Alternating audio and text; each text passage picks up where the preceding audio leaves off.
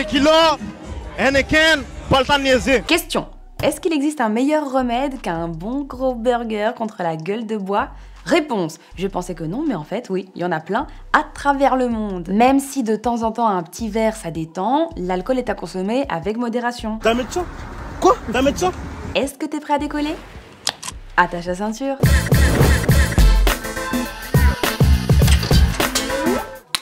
Il y a un pays à qui on peut faire confiance en termes de gueule de bois. C'est la Pologne. Là-bas, le remède post-cuite, c'est le jus de cornichon. Va manger du caca, là, au lieu de me parler de conneries à la con. Si vous allez en Pologne, que vous ouvrez un frigo et que vous voyez des pots de cornichons sans cornichons, maintenant, vous savez pourquoi. Technique hyper originale venue tout droit de Porto Rico. Se frotter les aisselles avec du citron.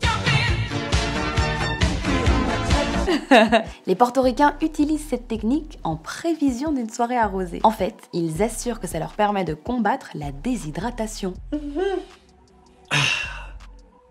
Coca bien fraîche à calme. Au Japon, la recette miracle, elle a un nom. L'ume boshi. C'est une espèce de prune salée qui a un goût entre la pêche et l'olive. Ce serait en fait les enzymes et les bactéries saines qui permettraient de redynamiser l'organisme. Attention, le prochain remède, il risque de te donner envie de vomir. Sachez qu'en Mongolie, pour vaincre le mal de crâne du lendemain, ils boivent un jus de tomate avec du vinaigre dans lequel ils ont ajouté un œil de mouton. Il y a quel souci, s'il vous plaît? Bon, et tant qu'on est dans les plats un peu inhabituels et dans le mouton, sachez qu'en Afrique du Sud, on mange de la cervelle de mouton et des omelettes d'œufs d'autruche pour se revigorer les lendemains de fête. La moindre des choses, c'était de m'informer. Sachant qu'un œuf d'autruche équivaut à 12 œufs de poule. Alors bravo les protéines.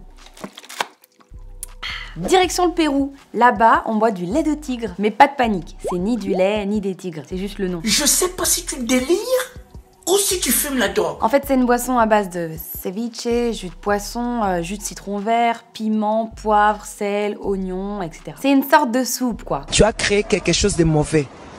Là où tu as mis les doigts. Mais en plus d'être un remède, écoute bien, il s'agirait d'une boisson aphrodisiaque.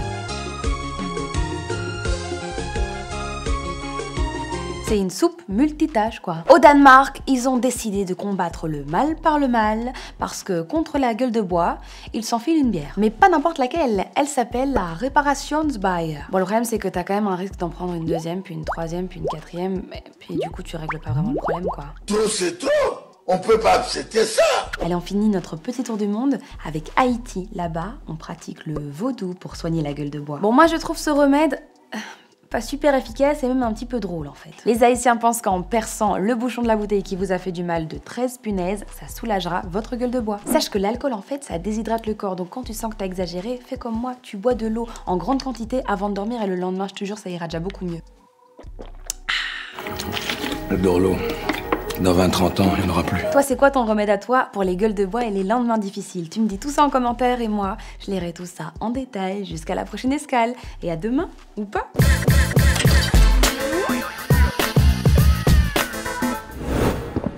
Move Radio, Hip Hop Nation.